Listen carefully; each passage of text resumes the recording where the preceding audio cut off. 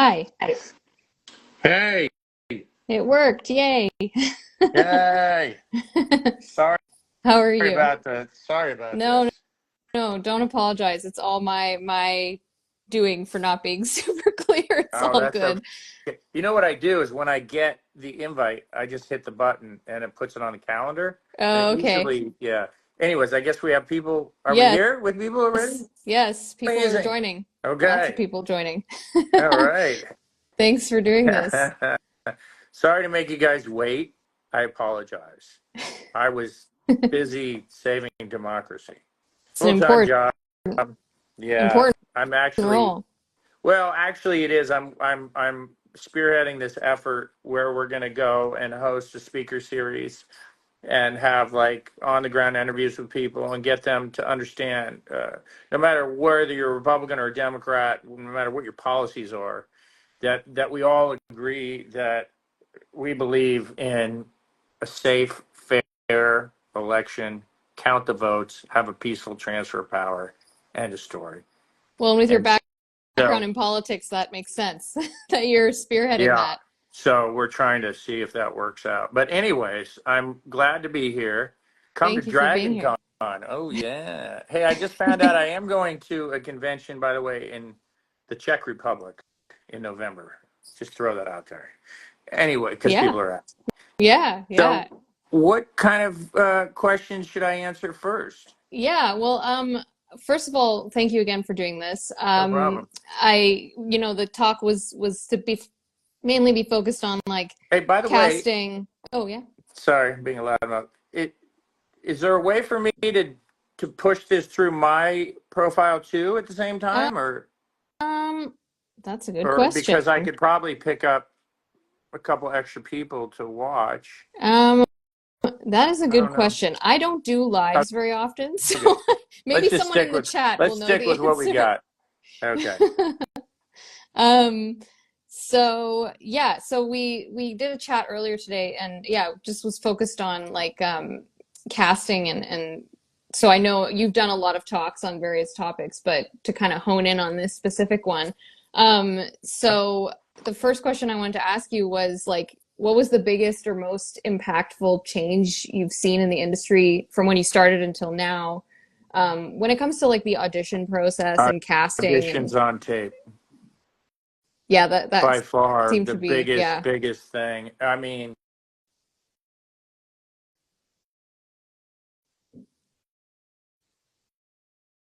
Oh,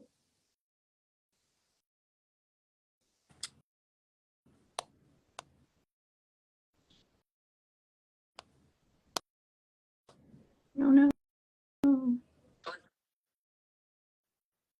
right? It could be wrong, and then they'll say, "Hey, I like that," or "I didn't like that," whatever. Try this, and they can see that you can make an adjustment. And they say, well, that's good. He's directable, and we love directable. And then also, I mean, he doesn't seem like a complete jerk. We can live with him on set. And so they get a lot of information from your physical presence. Oh no. Why is the audio cutting in and out? People seem to be sorry. Sorry, the people are saying the audio is cutting in and out. I'm not sure. Oh, you know what? I put on my do not disturb. Maybe that'll help. Okay.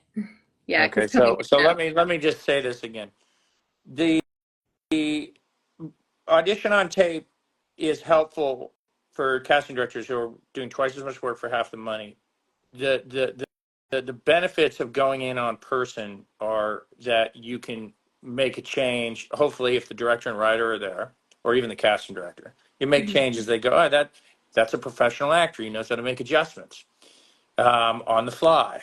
That's a really big deal because when you get on set, you have to be able to do that. And then also that you're a reasonable person that they can live with on set.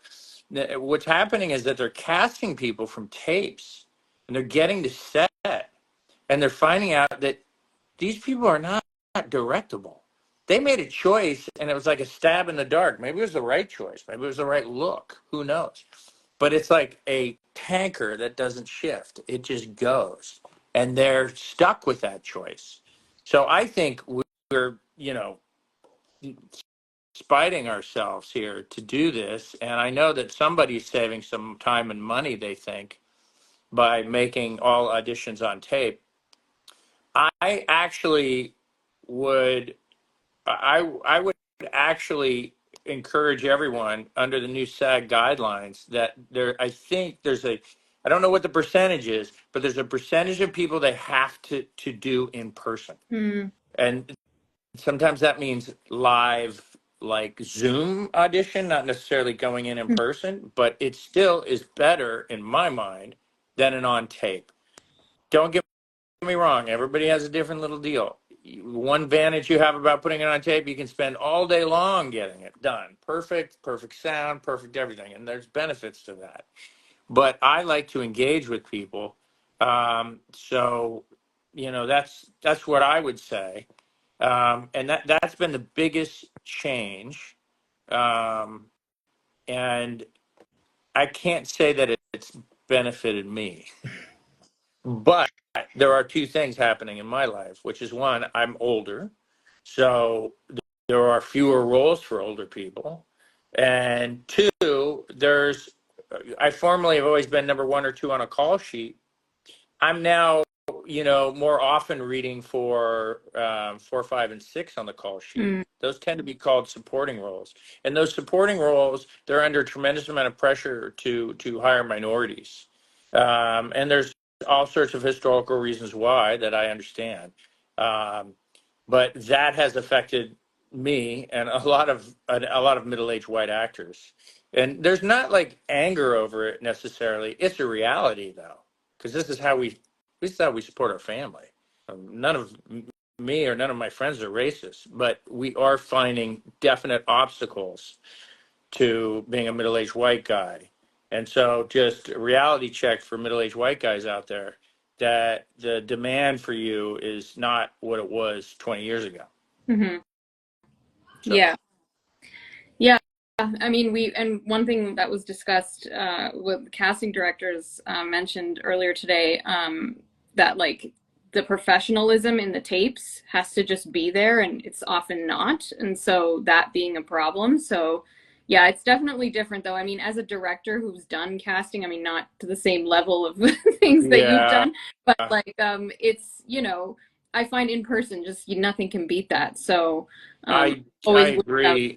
in But person. but what is professionalism? This is what's so frustrating to me, is that I am guilty of occasionally reading both parts, where I will put the other person on tape, because the process of organizing, sometimes they tell you the night before. The process of organizing somebody who's right, who can come over your place, or you can get on the phone and do this thing, is not always easy. And secondly, people's time is precious. Sometimes I'll spend 3 hours putting something on tape because I'm just not happy with Yeah. it. And very often I tend to do it on Zoom record, and Mhm. then I tend to do as many takes as I can.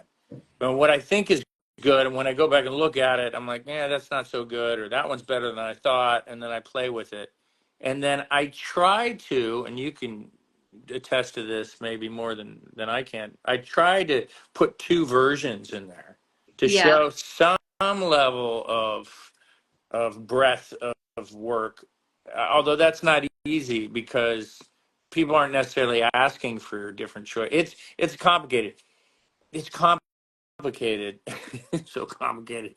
Let me just tell you that I have had this experience, and I will not name names and name projects, but I have been in the writer's room while they watch the audition tapes. Mm. And I have watched them eat their sandwiches and bullshit and not really pay attention. And you say to yourself, wow, each one of these people put so much time and effort into these tapes, and they're not really paying attention. And that's frustrating. So again, this on tape thing has, I think, great disadvantages. Yeah. They will say but this is easy. I don't have to go into a casting room, and pretend to be polite. I can sit here and make snarky criticisms while I'm watching Yeah. tapes. Great. However, they end up spending more time watching 100 readings versus going to a room and meeting 20 actors. Um, so Yeah. I am not necessarily a big fan of this new system. Yeah. And it's just symbolic of things across the board. People not even going to offices sometimes. For those that are already on top and they're the boss, this is great. They can be at home and go swimming and play tennis and do whatever they want. But if you're starting out, you want to be in the office. You want to meet people. You want to make a connection. And they go, hey, I like that kid. He got me a coffee. Awesome. I want to promote him. I have a son now who's a producer for News Oh, Nation. He's cool. an associate producer at News Nation in New York City. He started off as an unpaid intern. And, he was like, I don't know what they want me to do. And I said, I don't know either. Just make yourself useful. And after X amount of coffee trips, probably, they started giving him promotions. He now just has his third promotion and he's an associate producer. So the benefits of an in person event are always helpful. Hmm. Um, and I wish there was an answer to this, and it is a dramatic shift in everything because people I know at the very top of their game, they're still having to read. A lot of them have to read. Unless you're a bona fide box office success, you're reading, and you're going to read on tape most Yeah. likely. So, yeah. Yeah. Yeah. And one thing that casting directors said also, like the importance of a good reader and Yeah. like how it can make or break an audition now because like, you're not in the room. So like if you don't have a good reader, like it can affect your audition as well. So I've it's had casting directors that are making the wrong choices. And what am I supposed to tell them? You're making the wrong choice? I mean, I've had casting directors that just stink at reading. Um, and so, yeah.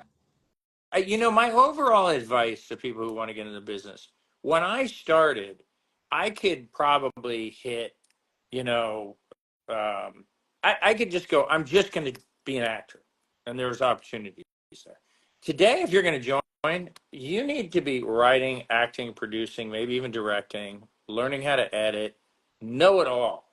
Because if you really like the business and you really want to be in the business, you might be able to be doing one thing while the other thing is dormant and the other thing comes alive. And you can kind of play with all these things. And the people I know that are scraping out a decent living at this are often multi-talented and they're doing multiple things. Hmm. I'm a bit of a dinosaur. I'm like, I'm an actor, I'm That's not okay. going to, I'm not going to be an editor. And so, As you that know, can say it's okay. It's not for everybody. It's definitely and it's definitely its own challenge to be an editor. But yes, and with our organization Web Series Canada, we are seeing a lot of actors becoming writers and starting to work on their own short form series as yeah, like a way. It's kind of like if web series and short form is kind of like the same as short films, but for like people who want to do television. So we are seeing that though. Like there's a lot of multi faceted creators, and because it's just out of necessity, kind of as you. yeah, yeah, it is a necessity. By the way, here's a good question. What are your thoughts on web series as opposed to TV? Also, your thoughts on AI image and video generation. Okay, well, those are pretty important things. First of all, there is no such thing as a bad format these days. A web series used to have like all sorts of like stink on it. When I started, cable had stink on it. Like people would say, oh, they got a series for you on like a cable network called like HBO or something. I'm like, I ain't doing that stuff. Let's stick to network. Yeah. Okay. Everything has shifted now. Now cable is where the best material is. It's where the best talent tends to be. And I would argue that TV streaming is of far higher caliber than the movies. Maybe not so much on a production level, But on a writing and acting and directing level, I would argue the quality is higher. Um, and so, in some ways, a lot of people say it's a golden age of television because it's really impactful. Like TV is a much larger industry than it was when I started in terms of the volume out there. Um, there are good parts and bad parts to that. What used to be condensed and bottlenecked among three or four networks. So they had so much power and leverage, and you had power and leverage. You got paid quite a bit of money. You could come off of a TV series and make more on residuals sometimes than your salary. Those days are over. Yeah. So I wouldn't look down on any format. Just look at the what I look at, and this happened years ago. I stopped calculating who's the director, who's the producer, who's the studio, blah blah blah blah blah. I said, forget about all that. I can't control this. This is crazy. I'm just going to look at the part. Is this a role I like? Is this a role I can do well in? If that's the case, I say yes. And then the second part of that might be, is the story good? And then if those two things fall into place, I'm pretty much there. Let's do it. Hmm. I don't get too picky about it on that level.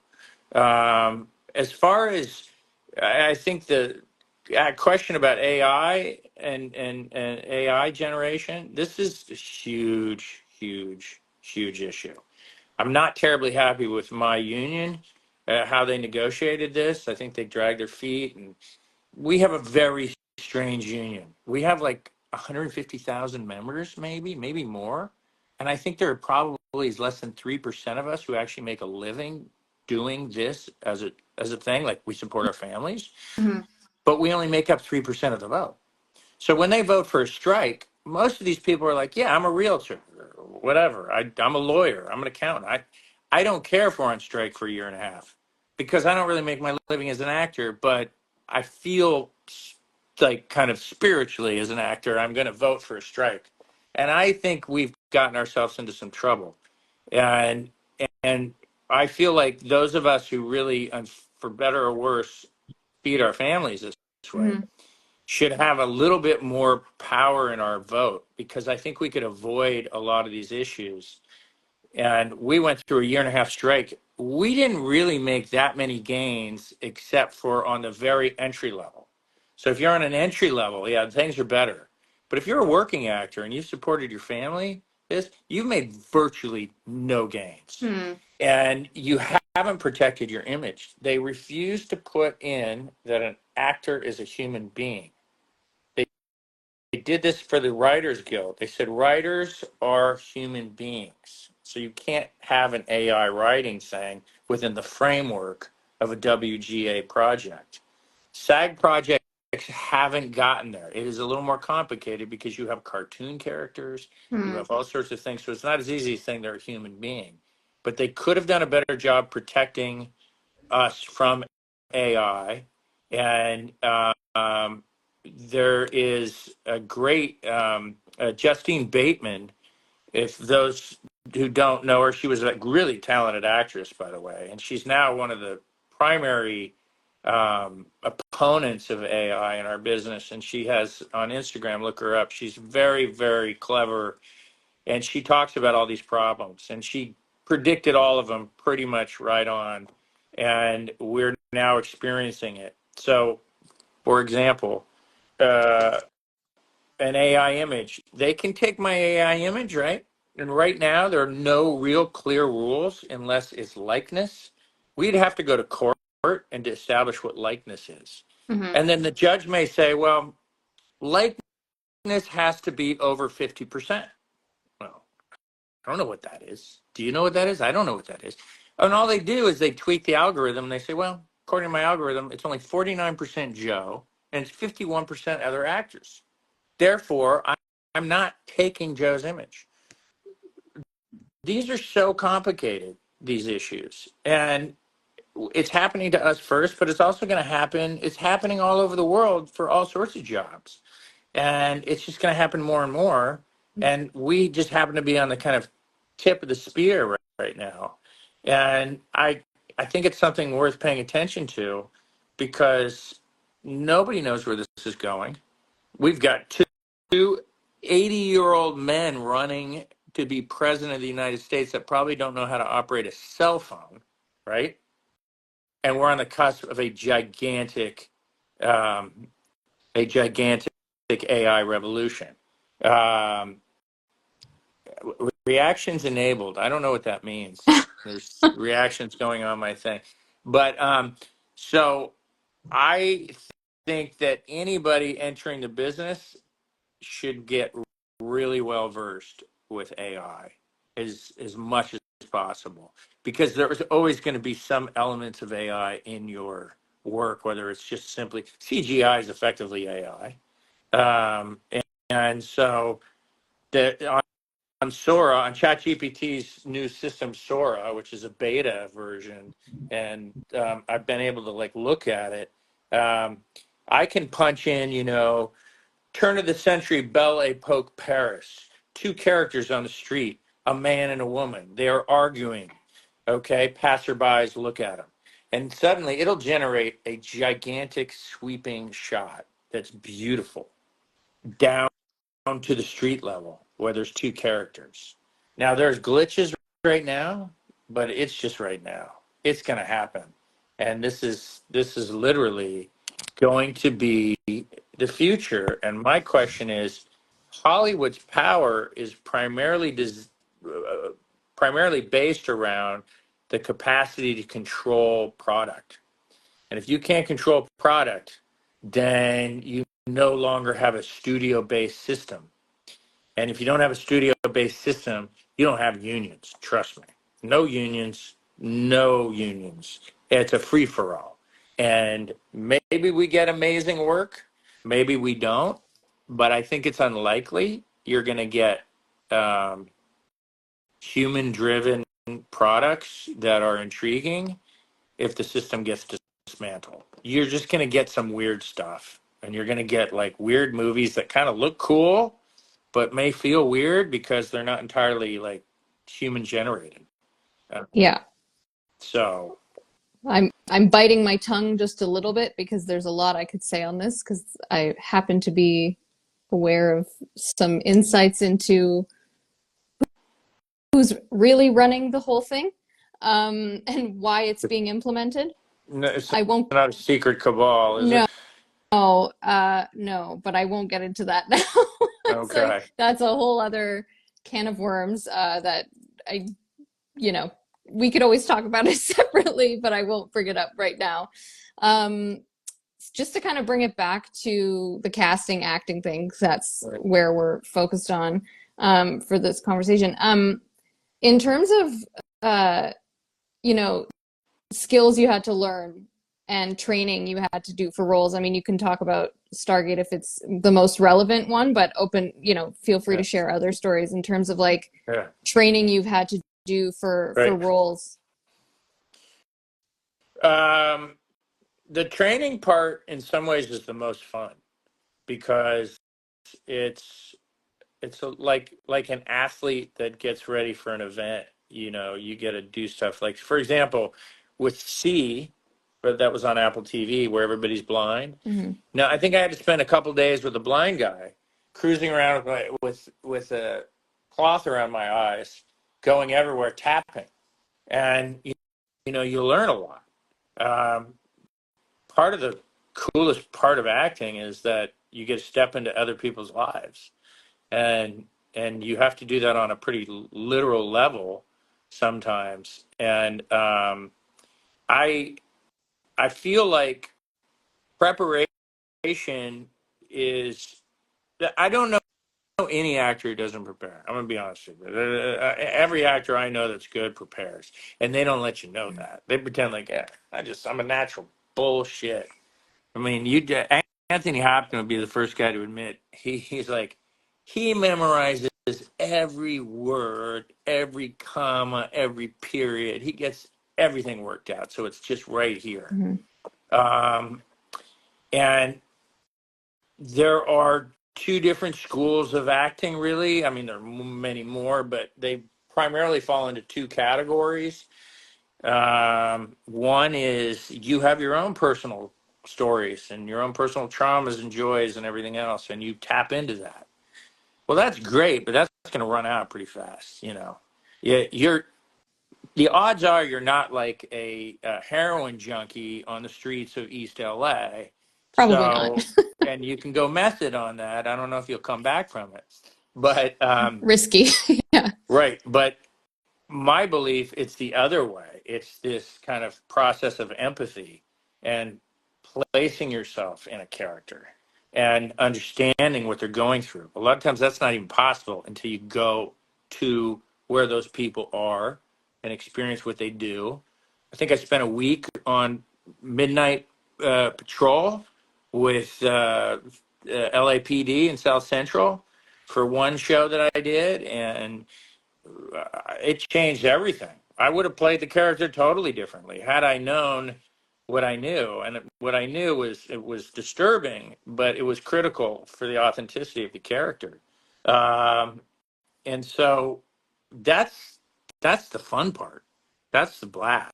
I just love that stuff. Yeah. Well, in Um, actors, you get to learn so many cool things that like normal people just wouldn't have the access to do that or the opportunity to do that. Like, yeah. it's really cool. Well, Yeah. maybe a writer, maybe a journalist. You know, those are people that need to kind of look at different perspectives in order to complete their material. So maybe that's true. Um, I, there's so many misperceptions about actors. All the actors I know, I love them. I've had so much fun working with these people. Very, very few people that I didn't like. And they're contrary to what people say. I don't find them to be complicated divas. They're unusual. They're, they can be unusual. They can be a handful at times, but they're interesting people. They're alive. They're connected to something, and they believe in telling stories. And yeah, you always have your handful of narcissists that will like come along. Um, but it's been a fascinating journey for me. Um, and I will tell you, a lot of people don't know this. I did not pursue acting. I was never even interested in acting. I was, I went through this period of intense shyness. It was like pathological shyness. I was like, the more shy I got, the more intensely shy I got, to a Mm, point where I didn't want to even speak in front of people. wow. It was very odd. So I just went to an acting class to kind of break out of that so that I wasn't affecting my life. In the process, Fell in love with it. I accidentally had a teacher at the neighborhood playhouse, a pretty famous teacher who would tear everybody apart, and he thought I had talent, and I was like, I what? Are you talking to me? Are you I sure? don't, I didn't come here to be an actor. Yeah. And he was like, well, guess what? It's within reach for you, and set me on a different trajectory in life, which is another lesson I learned, which is just pursue the things that you're scared of in life in general. That doesn't mean jumping off buildings and doing that stuff, but pursue the things that kind of terrify you a little. Public speaking terrifies a lot of people. Go do Hmm. it. Sticking your neck out for a girl you like, do it. You're always going to be better off sticking your neck out. And so that vulnerability is a really important aspect of being a good actor, Hmm. because no real good actors, none of them, like, they all can tap into a level of vulnerability, because that's the truest state of mankind. It's not strength. It's not success. It's not money. The truest state of mankind is vulnerability. And so everybody I know understands that. And there's a humility involved, because you're like, yeah, man, I'm portraying people that are going through a journey. Hmm. And, you know, I don't mean to make sound so grandiose about it, but, I think it's important to look at. Sorry, if you lose video, I, I, as you know, I'm late, Videos. and I put on Do Not Disturb, but I think my sons, and I have three of them, they call me all the time, and I think they are they can get through my Oh, little security wall and make calls. yes. So That's if okay. I lose video, if I lose audio, I'll try to get you back. No But problem. anyway, And I just wanted to add about the topic of fear. There's a definition I learned from a coach of fear, and that it's a state of imperception. So it's just something that you cannot perceive. And so once you are able to actually, so the clue to actually get over fear is to confront it, as you kind of have said. yeah. Um, it handles the imperception. So that is Well, all fear is. I think that's a good way of putting it because a lot of times fear is a stew of hypothetical scenarios. And often when that scary thing happens, two things generally occur. One, it's not as scary as you thought. And B, even if it is, you weren't prepared for it. All Right. the worrying in the world didn't get you any better ready for that situation. So if we ever learn that at an early age, it'd probably add a good 10 years onto our lives in health. But we are animals of hypothesis. We're hypothetical creatures. That's why we dominate the earth. We can hypothesize not just one season like a squirrel and collect nuts. We can hypothesize 50 seasons and collect nuts for 50 years and go, well, in the next 50 years, I don't need to collect any more nuts, so I'm going to do this. We're incredibly complex in our forward thinking. And so in having that capacity, we also we we over hypothesize. We over worry. Hmm. And we sometimes are disconnected from a presence. And one thing acting forces you to do is if you're not present, uh, it's pretty obvious. Yeah. Pretty obvious right away. So I studied the neighborhood playhouse, which is Sanford Meisner's group, and all their exercises are almost strictly about repeating something. I would say something, you would say something, and you say the same thing back and forth, and you change your intonation, you change your tempo, and that just shows that I'm listening Hmm. because it's any good acting teacher will tell you the words mean nothing. The words mean nothing. No offense to the writers. Words mean nothing. I can say, I love you in a heartfelt way. I can say, I love you in a passive aggressive way. I can say so many things with the words that, you know, it's how you say something. It's never what's being said. And young directors, I feel like I'm talking too much sometimes. No, But I mean, no, it's I've got so much experience in this. It's really funny that I found that young directors who don't trust actors Mm. and trust material sometimes over direct. I've seen this. You're in Canada, right? Yes, in I've seen Toronto. this on a lot of Canadian shows Mm. that are over directed and on the nose, and they don't trust the complexities, the layers to deliver a message and be, I would say, counter message. If I'm supposed to have a really like genuine, I love you, baby, you're amazing, will you marry me? It might be a lot more intriguing that it comes off incredibly awkward and I can't do it and it's not romantic and it's clumsy and Hmm. maybe far more touching. More endearing, yeah. Yeah. And so that is the work of the director and the actor working together. The Yeah. writers, if you ever get a script that says, you pull the script up and it says, Jack stands up. He breathes a giant sigh of relief, wondering what's going to happen next. I'm like, nah, I don't, that is not a writer who knows what they're doing.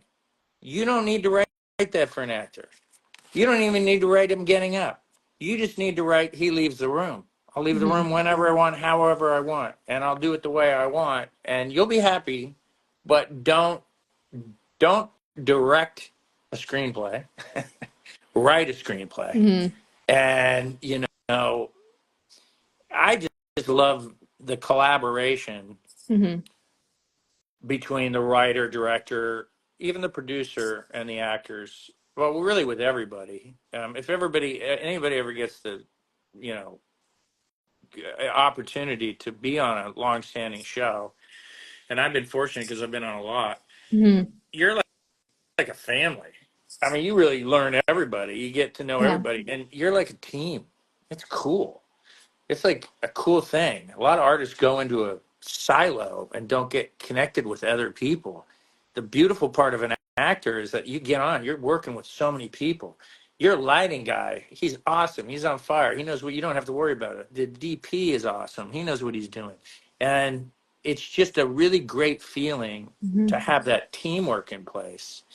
And then the unfortunate part of it is that's precisely why acting is so hard, because I'm not a painter. If somebody goes, "Hey Joe, what are you doing today?" I'm going to act. Really, Joe? Where are you going to act? I'm going to the parking lot and I'm going to just act by myself. Yeah, well, you could do that, maybe get arrested, but you're you are dependent on a large complex Yeah. structure to get something done. And often you are dependent on a tremendous amount of money that has to go into that complex structure. Yeah. So there are these big, long voids sometimes between working that for 25 years I didn't experience until like the last 5 years. And then I was like, whoa, that's what they meant. Hmm. That's complicated. There's all this in between time. So Yeah. it's a great time to become an alcoholic or drug addict or whatever. Or learn a new language or Well, that's why I went back into the political thing, and mm, I'm going to be involved in that for the next 3 or 4 months, okay. in the hopes that we save democracy. That's all, no big deal. Just get that done in time for cocktail hour. Yeah. Like Yeah, it's just, mowing your yeah, lawn like it's nothing. And I just wanted to say on the top you mentioned about young directors not yeah. knowing how to work with actors. And Uh, I've always been one, I never understood that, like directors being so like, this is how you have to say the line. I'm like, as you say, actors that's their job. Like they're there to present the character to you. And I often, like, I don't know how many directors do this, but I often let the actors do what they want first. Unless there's some adjustment that I feel needs to be made, then I'll say something. But I fully have trust in the performers. I think it's a Um, great method is to let them do it first, and yeah, then you see it, and maybe it works, it doesn't work. Remember, sometimes an actor can't see the larger picture. If right. you send me some material and say it's like say it's a spoof, on something.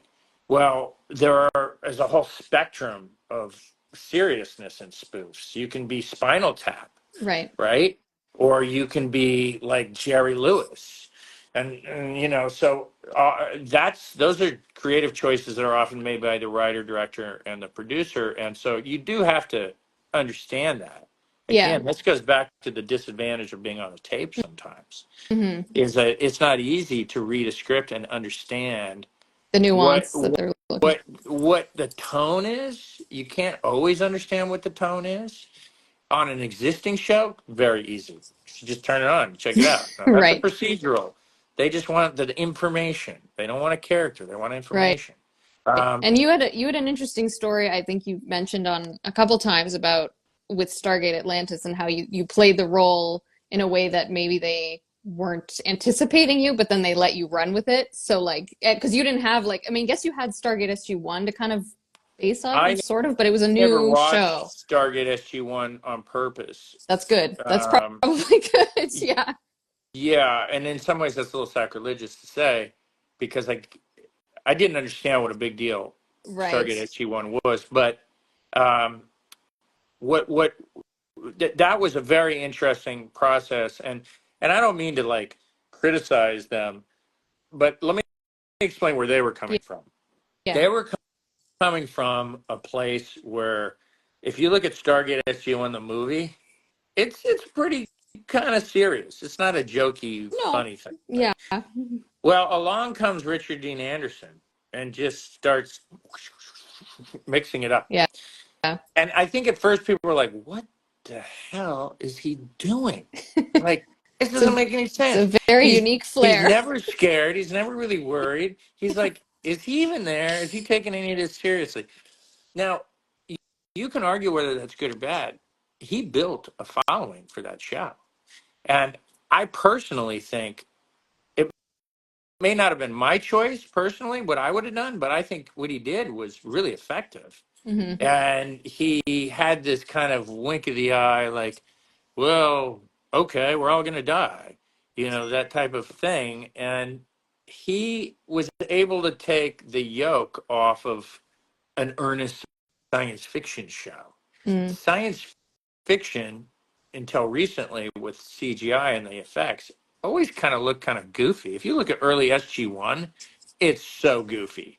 It's so low production value. You're like, oh. But there's like something, So, it's kind of like the early, like the Star Wars movies. Like it's kind of just, there's something about it that well, just, I I don't would know. say that Star Wars did a great job, actually. They knew their tone, or the early Star Wars movies. Star Trek, on the other hand, was very earnest, and they did well for a multiple set of reasons. They were so forward thinking in the writing, and it was amazing. But um, that was a genre that was pure. It was a pure science fiction genre. By the time we show up, by Atlantis shows up, Yeah. we've saturated the market with earnest science fiction TV shows. So unless you're really, really throwing out some really good effects and wowing people with your production quality, you better make an acknowledgement to the audience that, I don't know, we're having fun. All right, and sometimes we almost die, but most of the time we're having fun. Like, we're going to just play around with this a little. Just come with us. And that was my take. And to my surprise, they were very, very nervous about it because they thought that they wanted to make a departure from where Rick was doing this stuff and go into something a little more serious, and show that they were, they were talented writers, and this was a significant show Hmm. and everything else. And I think they felt sometimes they would write something and Rick would just do something totally different with it.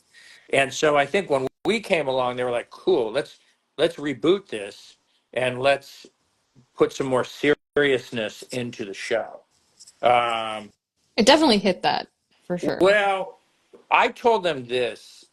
We had a couple contentious discussions early on in the show. I think at one point early on in the middle of shooting the pilot, they just wanted to get rid of me. They thought I wasn't taking the material seriously. And I had a discussion and I said, look, I understand your concerns. They're dumping a couple $100 million into this show. And it's kind of on my shoulders. If it doesn't work, they're going to blame me. No Um, pressure. yeah, no pressure at all. But if it does work, I won't get the credit probably, and I don't care. But I've done enough TV shows to know that I have certain instincts that are right, and I'm not gonna like usurp my instincts. Hmm. And the instinct I said is, look, I think what you guys want, and I understand, is the seriousness of the plot. The plot needs to be taken seriously, but our personal relationships need to be fun. Hmm. And as long as I'm not making fun of the plot, then I think I'm respecting your writing, but you're also respecting my choice as an actor. And I think we can strike a balance. I think we actually did do that. Hmm. I think we struck that balance. And I don't think we could have done it without, like, I had just so many incredibly talented castmates. Like, Yeah. David Hewlett and I had an immediate, like, kind of bouncing off of each other comedy thing going that was great. But when it came to like a serious issue, like you were gonna die, there was an acknowledgement that it was a serious issue. Like, Yeah. you know. And so after we aired and we did really well, those questions were never asked after Hmm. that. Because here's another interesting thing. God, I have not talked as much, I think, since when? I don't remember. Since I was on a TV show. But I think that, one of the beautiful parts of acting is adjusting to Hmm. what the other people are giving you. And so good actors, they really can change your whole ball game. I know guys that aren't that good as actors, and they've turned in some pretty good performances because they're with people that are going to force them to turn in pretty good performances. Yeah. And so it's a beautiful thing to watch, um, and it's been an interesting Yeah. journey. Let's just put Yeah. it. Yeah. Yeah. And well, you kind of touched on one of my other questions, which was about like chemistry and like how that was. And you kind of answered that. But I also thought, I mean, obviously with David, that was like perfect comedic timing with the two of you. But I actually thought you and Tori did really well together. Like Yep. that Yeah. dynamic was like Yeah. on point. Yeah.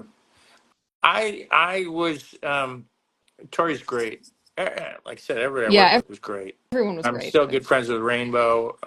yeah, I know Rainbow too. I, I, I, I'm pretty sure most people would say I had a pretty, I think, pretty strong influence on getting Jason cast on the show. That was not people's first choice. Oh, really? And as an actor, when you're in the presence of somebody else, you know kind of immediately what you can work with. And I was Hmm. like, that guy is like, that guy, if I'm if I'm Han Solo, that guy's Chewbacca. We got to get him on the show. Um, And this was in the audition and process for and him, you mean? For and his I character? and Brad was also on board. Brad Wright, Hmm. but I don't think the studio was and the network. Um, but Brad was the executive producer and showrunner, so I think he was able to push that one through. Um, and I have to tell you, maybe the most important bit of advice that I'm not one to give unsolicited advice, but you get guest stars, a couple guest stars every episode, and they will come up to you, understandably, and they will say, "Hey, what did you think?" And as an actor, I do not want to judge other people's performances ever. Mm.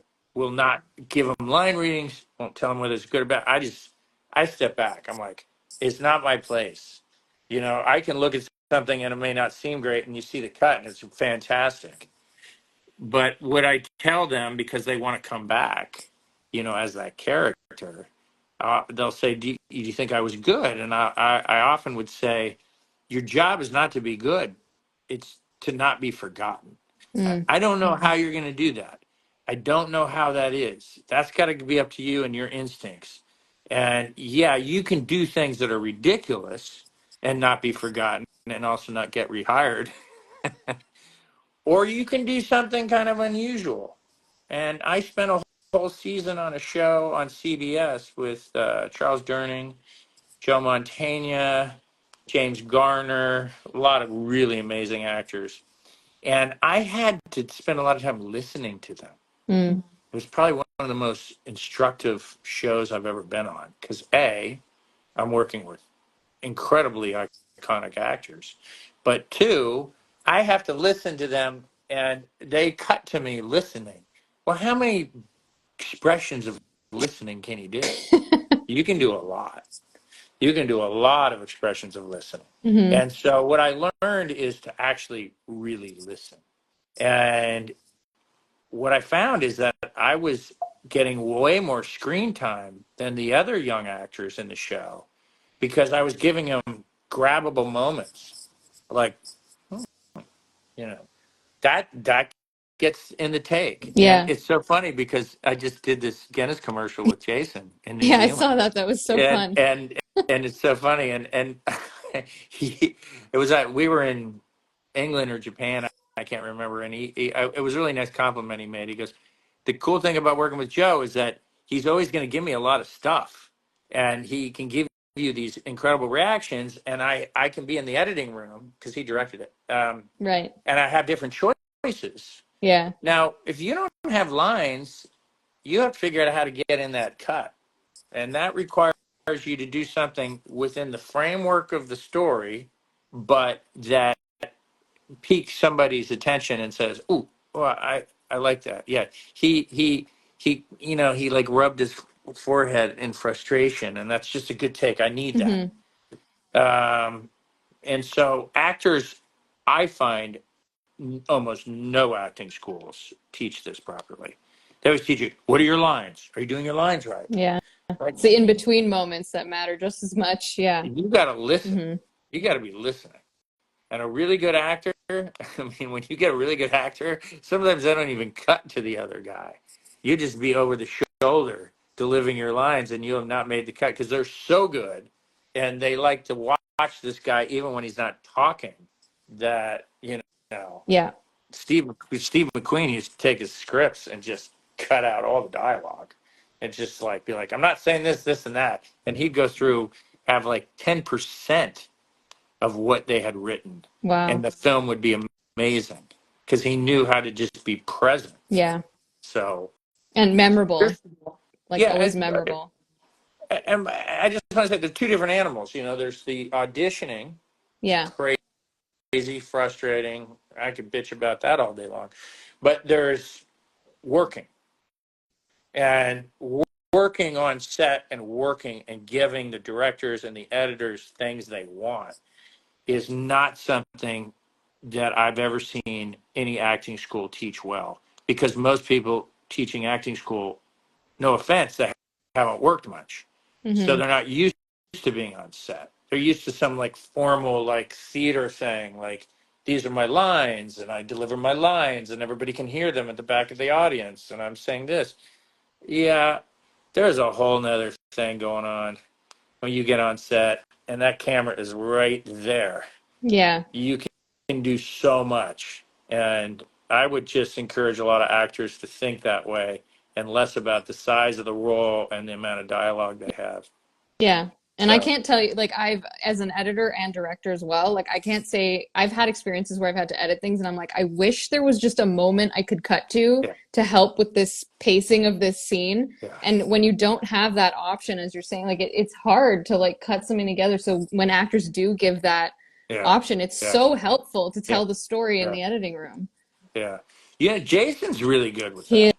is, yeah. Jason has a presence. Jason doesn't necessarily have to say anything. He's got a presence. Um, I mean, Stargate was and a perfect example. Like, so good. Yeah. man, I was very impressed with him when he came onto the show. I didn't know he had not had a lot of experience, and I felt partially responsible for having him come up on the show. So he ended up staying in my house for a while, and then we ended up.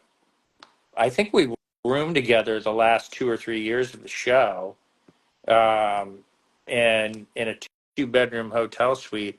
And that guy was never late. He really learned how to. Maybe he always did. I didn't know, but I was like, man, I knew he was going to be a movie star. I knew he was. I knew right away.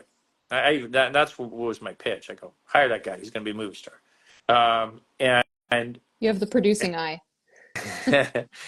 I think it was just an actor to actor. I was like, the guy's got a presence. The guy's going to be a movie star. I just knew he was going to be a movie star.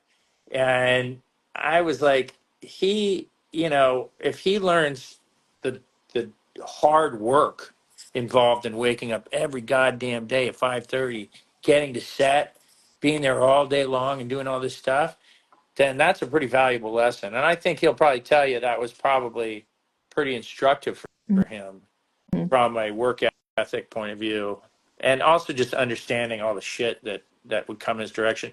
That guy works hard and doesn't sleep. He impresses me. Yeah, and I'm not How saying were, that because he's my friend. I have a lot of friends. I don't need to say that shit about him. I don't give yeah, false flattery out. He can operate on 2, 3 hours of sleep, and I can't do that. yeah. So God bless him for I that. only know a couple people who can do that. It's, yeah, Yeah. I hear you. Speaking of working with him, like, were there any, because you did a lot of, I mean, in general, actually, not even just with Jason, but you did a lot of stunts on that show. Um, were you prepared for that at all? Or like, did you The do the stunts jujitsu training or the something? stunts may have sounded like a big deal. They weren't. Okay. I think the biggest, craziest stunt I may have done would probably have been. I know, I remember you mentioning the one about the breakaway, Oh, uh, that one being yanked I was backwards. on a harness, Yeah. and you have a wire cable, and you can't really see it, but it fits under your clothes, and you have a gigantic harness vested up, and it's intense. Like it's a machine that pulls you back, um, and you're supposed to do your dialogue, and then you have a momentary pause. Stunt coordinator will say, "Okay, 1, 2, 3, boom," Hmm. and they kept. Missing the cue. I missed the cue like the first time, and you. By the way, you really gird yourself because you know you're getting Well, it's like your yanked. So whole, you're like, whole body weight, right? Being and then nothing happens, and you're like, okay. Second time, "Ugh," nothing happens, and then all of a sudden I'm like, okay, well, just happened when I wasn't ready for it, and ouch. the breakaway railing didn't break because it wasn't the right. Oh my God. But beyond that, to be honest with you, the stunts were not that complicated for me. Hmm. Uh, It was a lot but of weapon I use didn't do mostly. like the martial arts stuff the way that Jason did or Yeah. Rachel. I mean, oh my They were God, Rachel really did a good at lot. that stuff. I have told that story before that somebody asking rappelling on a building. Yeah, I could rappel because I knew how to rock climb and stuff, and that was fine and that's easy. Um, the physical stuff is the most exciting for me. I love it because it keeps you like Yeah. alive. I love physical activity in the process of acting. Um, but we were working really hard, and at the end of a good, I'm saying, like a 15-hour day, my stunt coordinator would come up to me and say, "Okay, cool. We just wrapped. Cool. For the next hour and a half, we can rehearse tomorrow's stunts." And you're like, "Oh, dude, I'm You're like, I'm so tired. sore. And I got 12 pages of dialogue tomorrow. Like, I can't do this." Yeah. And so I remember saying to him, I was like, I think that my character is that he's the Indiana Jones guy. He just somebody can come around and do all the short things, but I'll just pick up the gun and be like, boom, gotta go. And it was partially a practical Right. choice because I was like, I don't think I can actually do this on a level that's going to fully satisfy him. And he's such a great guy, and he was working so hard. This guy James Bamford, we call him Bam Bam, and he now directs films. That I really thought about it when we ended up casting Jason. I remember saying to him, I go, I think we got a guy that you can really work with now, Now you can have and your fun. you're gonna Yeah. have fun with. This is gonna be good for you. Yeah. And he did, and Jason just loved that stuff. Jason is really coordinated dude for a big guy. Hmm. So he can pick up and do stunts, especially all the martial arts things, on a much higher level than I can. Hmm. Thank God for the gun. That P90, that good old P90. Um, I wanted to ask about like because I'm guessing a lot of it was blue screen. There was a decent amount of it. So Yeah. Well, was we it call it or green green screen, screen, but blue same thing. screen? Yeah. Do you have any tips for actors? Yeah, Like two key tips with actors who need to do that? we had to watch the sausage get made. Um, it was initially not so pretty. Like, first of all, we were one of the first shows to be full HD. Hmm. And so we had to rebuild a lot of the sets because everything, you could see everything. So a lot of people don't understand that a set is made up of a lot of weird stuff. Like, you look at the background of Atlantis, it's made of styrofoam. Yeah. That's made from literally boxes where like TVs came out of, and they took the styrofoam and just placed it and then painted it. Hmm. And you're like, well, it looks cool. But you can tell a lot of things if you see it too closely. So we were having to rebuild some sets and deal with that. Since HD has become much easier to work with, and you can kind of like play with depth of field and stuff. But there's I remember a great event when I think it was Rachel and David and me and Jason in the puddle jumper, which I always hated because it was just a Small space. goofy. I always called it the Space Winnebago. It was just so ridiculous, and we had to rebuild that one too because it was too small. But anyways, the director, you got to understand how much money is getting spent every day to shoot Hmm. something. So schedules become very important. Your efficiency becomes very important. An actor who kind of misses his lines, fairly often, probably get fired on a long running TV Yeah. show because it actually quantifies into money. Yeah. You're talking about sometimes like $1 million a day for some shows. So you don't want to be too far behind schedule. And the CGI thing, we had a director and they're getting pushed to get stuff done. And you're in the puddle jump and they're like, okay, there's an explosion. And I'll go like boosh, like this, and Jason will go like this, and Rachel will go like this, and I'm like, oh, this is weird. We live in a different world of physics. I have my physics, you have your physics. Our gravitational fields are totally different. I'm like, we got to figure this out. And um, I suggested I go, look, first of all, you got to tell us where the event takes place. It's a clock. 1 o'clock, 2 o'clock, 3 o'clock. Then I have to know how big the event is. Hmm. And if you don't know, we need to talk to VisFX and the art department. And they need to give us a picture of what we're looking at. And then we can respond accordingly and Hmm. be more uniform in our responses and not look like total assholes, because you do look like complete fools. And I'm going to be honest with you, when they did some of the additional Star Wars movies, like with Natalie Portman and all those guys, and first of all, great actors, and they were terrible in a couple of those films. And it's not their fault. I knew exactly what was happening when I watched that. I'm like, man, their director isn't describing what they're supposed to be looking at and doing. And they're sitting there and they're like, I'm looking at a green screen. I don't really know what's happening here. And so they're just disconnected. Yeah. Um, and the production quality kind of was so big they could get away with it. But as an actor, I looked at it and I go, oh, look at Lawrence Fishburne or Samuel Jackson. You're a great actor, but you look like a fool right now. And I know why, and it's not your fault. Yeah. But Well, it's it the comes fault down of to the, yeah, clear communication of like where your eyes also like the eye yes. like even the level of your eyes makes a huge difference. So yeah, can imagine it was challenging. Well, they have these new studios. And by the way, my phone's going to die here in a minute. I'm going to have to probably disappear. But they have studios now that are kind of an oval facing thing, and they're giant LED Hmm. screens, and you can plug in any background you want. So, again, if I'm walking, I already used the example of Paris, but let's say I'm walking on the moon. You have the background of the moon. It helps the actor, Hmm. and um, they don't have to do this in post. They fix it up in post, but it's a very helpful thing for actors, um, because you can get a real sense of the final product and the texture of the film you're working on. And so, you know, I think that it's going to be a good question whether that stays that way or becomes an AI thing that we get more disconnected from. I couldn't tell you right now.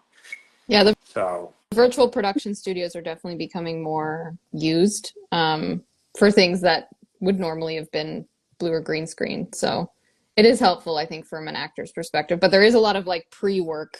So like all the things that would have been done in post now yeah. has to be done beforehand. But it does save, I think, a Yes. lot of time and money in general Yes. for things So that are we more used to have a challenging. guy, he had a tennis ball, and you did the green screen, and he'd do the tennis ball, he'd move it around so that the camera could get a sense of depth and all this stuff. And there was a process involved, and it was clunky and fraught with problems. And I think it was really weird. Our show was in the crossroads between that clunky thing, and by the time we finished, we were like a pretty professional looking show that was on par with movies in terms of our vis effects. Now maybe you look at it a little different, but back then, where we started and where we ended up were huge, big difference. Hmm. Somebody's asking me about General Hospital. So I find this interesting. I you want to talk about a different animal? Soap operas. I have so much respect for people that do soap operas. It is so difficult. I've never been more scared in my It's like this life. much I dialogue, right? holy crap. One day I had 40 pages of dialogue. That's a lot. I mean, I just remember being terrified. I've never heard the word action, and I didn't feel like I had a pretty good sense of what I was going to do. They yell action. I'm like, I hope this works out. I don't know.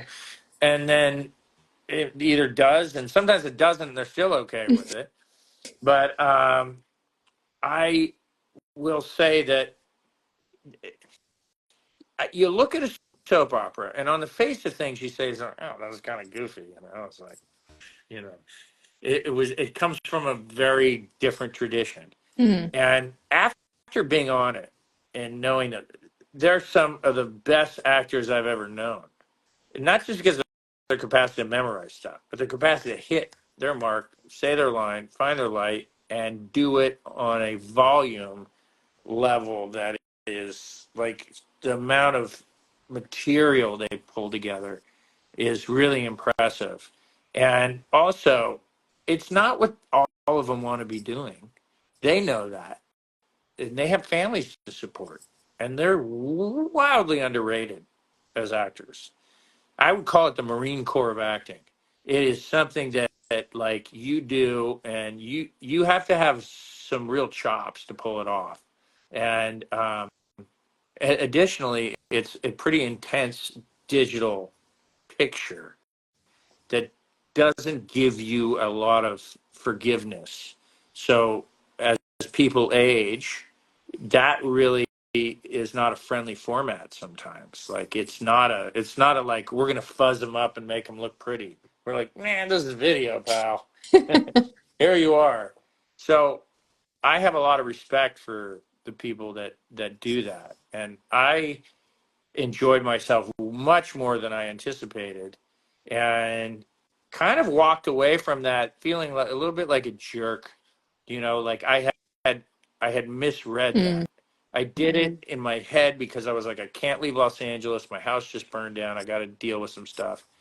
And I ended up doing it for like a year and a half. And I walked away feeling pretty humbled and feeling like, wow, those are some really talented people. And by the way, good materials really easy. Sometimes when the material's not so good, it's so difficult, and they make it good. I mean, it it's not easy. So you would do another one again, would you say? It, there would be a set of Mm. factors involved. My kids are growing up, so they're kind of getting on off on their own, and I may not have to, financially support them the same way. So maybe I wouldn't have the pressure to do a soap Mm. opera. Um, my only fear is sometimes you go to a soap opera and sometimes people never return. Mm. It's like you can get lost in kind of this zone where casting directors are like, Mm. people in Hollywood don't watch soap operas. They Right. don't really watch soap operas. So you'll say, they'll be like, hey, Joe, what's going on? What have you been doing? You're like, well, I just did 150 episodes of General Hospital. And they'll be like, oh, I didn't know. So it can be a little frustrating. Right. It can be a little frustrating. Having said that, these are an embarrassment of riches. Anybody who's getting a chance to work should work. Yeah. Most people don't get a chance to work, so work. Yeah. Um, when I first told Jason that I was going to do a soap opera, because I was in a tough situation with the house being burned down, and I wasn't on another show. His reaction was great. He goes, "Oh no, no, no, we can't let that happen. Okay, we got to find something." But I'm glad I did it. Yeah. It turned out well, and there were some really great moments. And I recommend any actor take work, do it, do your best, enjoy it, and just be really situationally aware of the story and of the actors and how they're and the message they're delivering. Mhm. And um, you know I believe I can teach anybody to act, but maybe that's my ego because I think all people naturally are good actors because as long as you're real, Hmm. you can be a good actor. Doesn't mean you're the most versatile actor, but you can be a real good actor. And I think most people you meet um, have their own levels of authenticity, and that's all that really is required most of the time is authenticity. And that's a discussion I've had with a lot of actors about who's a Yeah. good actor, who isn't a good actor. You know, formally speaking, a lot of Brits will say, you know, it's versatility. It's the capacity to go from theater to movies and stuff like that. And How I'm many like, yeah, accents you can do? well, but is it versatility? Because, you Yeah. know, then you get into guys like, you know, like Jack Nicholson. Jack Nicholson wasn't a versatile actor. He was a good actor. He was always Jack Nicholson, you know, and he was great. And I think if he went through a lot of British acting schools, they probably would have kicked him out, you know, because they would have been like, you know, for one, you got to get rid of your goddamn accent. You know, you can't talk like this all the time. You have to learn how to speak more formally, you know, and they would have hammered him into something and he Hmm. would have lost that essential quality that he brings through in films. Another guy who I say is maybe not versatile, but is a great actor is Owen Wilson. You know, he is a guy who's unmistakable. He's Owen Wilson. He's not. He doesn't morph into different characters. Yeah. So Well, I guess you have, as an actor, you have to decide what you want to be known for, right? Like, what's your thing? What makes you I don't you, know right? that you have a choice. It It just would be naturally nice. Like happens. I'd be loved and known for my like riveting performances that change people's lives. It's not up to me. If I'm lucky enough to have all those pieces come together and affect somebody, that's great. I don't have that. Again, I have to go back to the basics. Do I like the role? Can I do well in the role? Is the story good? Honestly, if those two aspects, and am I getting paid? I can't do it for free. Um, then you know, it don't overcomplicate it. Hmm. Go work as much as you can, work on student films, work on whatever you can, go to plays, do readings. Yeah. A lot of people Yeah. don't do it. Go to readings, do table readings. Um, you know, fill in, be a understudy for people. Like it, just do as much as you can Hmm. because it's a weird profession that you can't just go off and practice on your own. Right. Like I said, like a painter gets to go paint, a writer gets to go write, and we don't just run off, wake up, and say, I'm going acting. Hmm. You have to find a place to do it. So you do it. And it's changed my life, and I'm glad I did it. And, you know, I think I'll always act the rest of my life. I don't know how frequently. That's maybe not be up to me. Well, you Yeah. could produce things that you act Yeah, in, and I maybe. have, and, you know, it's not quite as satisfying. There's something Okay, very that's fair. satisfying about. I know what I'm good at, and I don't know that I'm meant to be some organizational dude. You know, I like an idea. I'm like I like this big idea. Now you figure it out. You know, I'm not sure I'm like a nuts and bolts guy who says, Mm. "All right, we need you know 3 wheelers and 14 tents and craft services over here and 12 locations next week." I could do it. It's just not as Mm. satisfying as I just know that my value of contribution is going to be higher in front of camera, probably, or as a director, I could have done it. I'm a little upset that I didn't get directing in before I left Stargate. So Yeah, well, I guess and I mean a few of the actors did over the years, I guess, right? But not I'm sure there were more that wanted to, such as yourself, that didn't get the chance, but it's definitely nice when you get to direct something that you're very familiar with because it I feel like would make it stronger because you're so like familiar with the tone and the nuance of the work, which maybe because a lot of those shows directors come in and out, so it's I'm different. assuming most people on this thread are interested in stories and storytelling. So I would just leave with just one thing. Like, Yeah. look, when a banker dies, the world doesn't really mourn. When a lawyer dies, the world doesn't really mourn. When an actor dies, people mourn. When a comedian dies, people mourn. When a musician dies, people mourn. Why? They gave incredible value to people's personal lives in the form sometimes of music, but often stories. Like stories are so valuable and so meaningful and so necessary for us to get through the complexities of Yeah. life. It's a tremendous contribution. And sometimes we forget because we're like, well, you do a tech startup, or, who are you and how much money are you making and blah, blah, blah, blah, blah.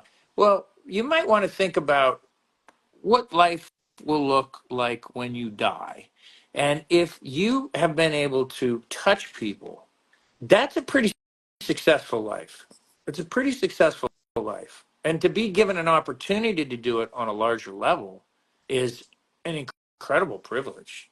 Like, I got to tell you, going around to these different parts of the world signing autographs initially sounded kind of strange until you start talking to people. Yeah. And they're like, man, I was in stage 3 cancer and I watched your entire show in 2 weeks. And it helped me so much to, get my mind off of things. And you're like, that's cool.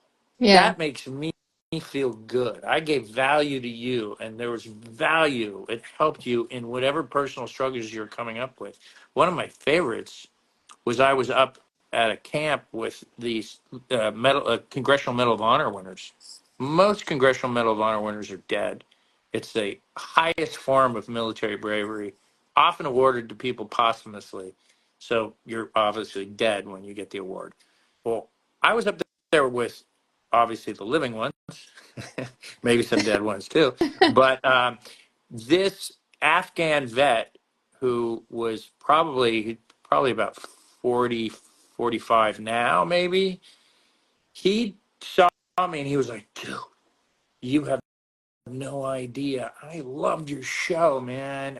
I would come back. I watch that goddamn show every day. And I'm stuck in Afghanistan in this crabby little camp. And man, we would just have so much fun watching your show. Thank you. And I was like, wow, that's about the coolest thing I've ever heard, Yeah. because I play a fake soldier, you know? You're a real My one. Yeah. spaceship's made of cardboard and plywood. I don't do bravery. You do bravery. And that's awesome. And I'm just glad I was able to offer any type of value. What a privilege. And It he really is. thought, Yeah. well, you have no idea how much value you gave. And I was like, that's cool. I hope every actor gets a chance for that interaction. And you've crossed the threshold and you've said, I'm committed to my craft. This is Yeah. awesome. Yeah. Well, that's a lovely note. I know your phone is dying. A lovely note to end off on. I So agree. dying. I think it's, And I think it's, I'm yes. sorry I couldn't answer everybody's questions, Yes, there were but lots of questions. maybe we'll do it some other time. Yes, maybe. All right. That'd be nice. Thanks, You Joe. bet. Have a great evening. Thanks for Thank letting you me so. just talk, Of talk, talk, talk, talk. course. Space for you to talk. Okay. See you Bye. later.